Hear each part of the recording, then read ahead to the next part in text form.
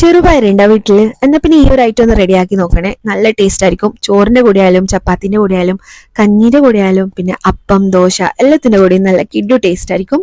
അപ്പൊ ഇതാ ഒരു കപ്പ് ചെറുപയർ എടുത്തിട്ടുണ്ട്. ഒരു 1/4 കിലോളം മത്തൻ ഉണ്ടാവും. അതിങ്ങനെ ക്യൂബ്സ് ആക്കി കട്ട് ചെയ്തിട്ട് ഒന്ന് കുക്കറിൽ ഇട്ട് കൊടുക്കുന്നുണ്ട്. അപ്പൊ അതിലേക്ക് ഉപ്പ്, മഞ്ഞൾപ്പൊടി, മുളക് പൊടി ഇട്ടിട്ട് നല്ലോണം ഒന്ന് വേവിച്ചെടുക്കുക. അപ്പൊ വെന്ത് വരുന്ന സമയത്ത് നമുക്ക് തേങ്ങാക്കൂട്ട് റെഡിയാക്കാം. തേങ്ങ, ഒരു ചെറിയ കഷ്ണം സവാള എടുത്തിട്ടുണ്ട്, ചെറിയ ജീരകം, ഒരു 3-4 അല്ലി വെളുത്തുള്ളി. അപ്പൊ ചെറിയ ഉള്ളി വേണ്ടിക്ക് ചെറിയ ഉള്ളി എടുക്കുക. ഒന്ന് ജസ്റ്റ് ക്രഷ് ചെയ്ത് മാറ്റി വെക്കുക.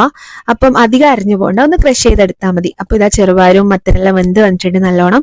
അപ്പൊ വെള്ളം ഏകദേശം വറ്റിയിട്ടുണ്ടായിന്. അതുകൊണ്ട് തന്നെ ഞാൻ മിക്സിന്റെ ജാറിൽ കുറച്ച് വെള്ളം എടുത്തിട്ട് ഒഴിച്ചു കൊടുക്കുന്നുണ്ട്.